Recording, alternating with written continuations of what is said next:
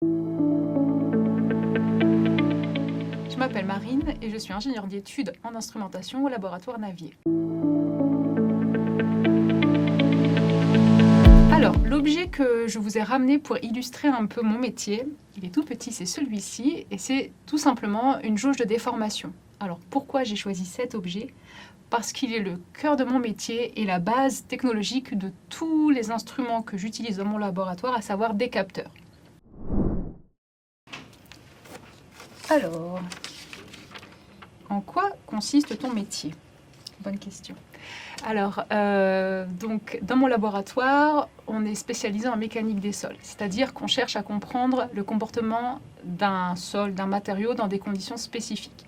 Par exemple, dans le cas des éoliennes offshore, de leur fondation, on cherche à comprendre comment va se comporter le sol autour de la fondation. Donc, pour cela, dans mon métier à moi, personnellement, j'ai 3 parties différentes. La première partie, c'est l'animation de l'équipe technique, parce que pour pouvoir réaliser les différents tests qui vont être performés par nos doctorants, on a besoin de faire des développements en mécanique ou en instrumentation. Et pour cela, on a une équipe technique de 5 personnes, dont chacun a une spécialité qui lui est propre. Et grâce à tous ces talents et compétences, on est capable de développer les essais pour les doctorants. Pour la seconde partie, c'est plutôt l'organisation des activités expérimentales au sein de mon équipe. Donc, très bêtement, gérer les espaces, gérer les stocks de consommables, gérer les budgets de mon équipe, et aussi, une partie très importante, veiller au respect des règles de sécurité au sein du laboratoire. Et le dernier volet, qui n'est pas le moins important, au contraire, c'est plutôt le côté technicienne en instrumentation. Donc, c'est instrumenter les essais qui vont être ensuite utilisés par les doctorants, par des capteurs. Donc un capteur, c'est tout simplement un objet qui est là pour mesurer quelque chose.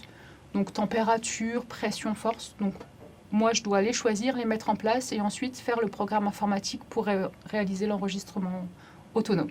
Voilà.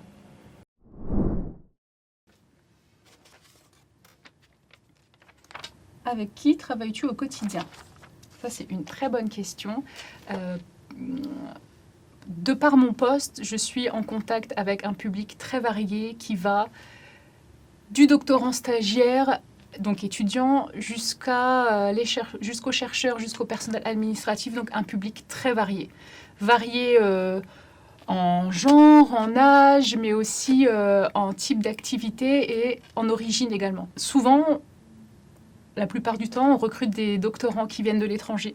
Donc c'est très enrichissant pour nous de les côtoyer parce qu'on apprend beaucoup de choses sur les différences culturelles, les habitudes, les choses comme ça. Donc ça, c'est vraiment une des raisons pour lesquelles j'adore mon travail, mais aussi des chercheurs qui nous poussent toujours plus loin dans notre travail et du personnel administratif, très souvent adorable, qui nous rend beaucoup de services. Donc vraiment un public très varié.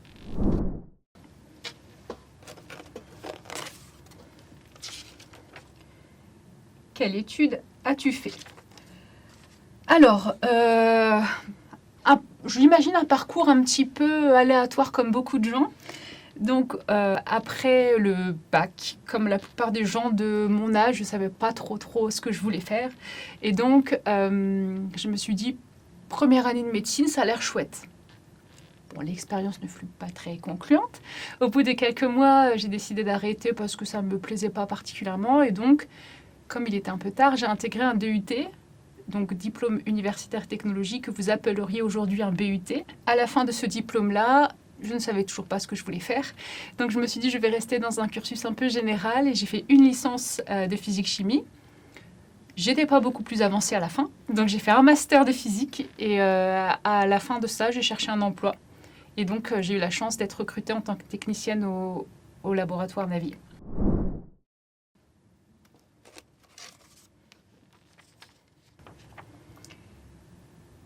Quel est ton parcours professionnel? Alors mon parcours professionnel, il est rapide et simple. À la fin donc, de mes études, j'ai cherché un emploi. Donc ce fut un petit peu long et laborieux parce qu'à cette époque-là, avec un master de physique un peu trop théorique, c'était difficile de trouver quelque chose en dehors du cadre académique.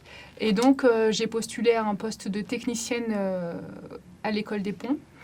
Et suite à ça, j'ai été technicienne pendant plus d'une dizaine d'années au sein de l'équipe géotechnique.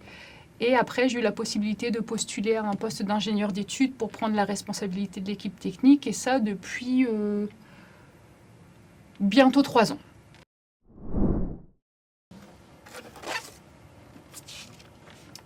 Le mot de la fin. Eh bien, le mot de la fin, je dirais que j'invite toute la nouvelle génération à s'intéresser au métier de l'ingénierie généralement, mais plus spécifiquement de la recherche, parce que c'est vraiment un milieu professionnel hyper stimulant et où vous apprendrez des milliards de choses et rencontrerez des milliards de personnes différentes. Et c'est vraiment, vraiment hyper stimulant chaque jour. Vous vous ennuierez pas. Et j'invite tout particulièrement les femmes qui me regardent à ne pas se sentir découragées par ces métiers qui semblent être très masculins. Il y a de la place pour tout le monde et au contraire, c'est un milieu vraiment, vraiment hyper bienveillant. Donc je vous invite à vous y intéresser et pourquoi pas vous faire une très longue et belle carrière dans ce domaine-là.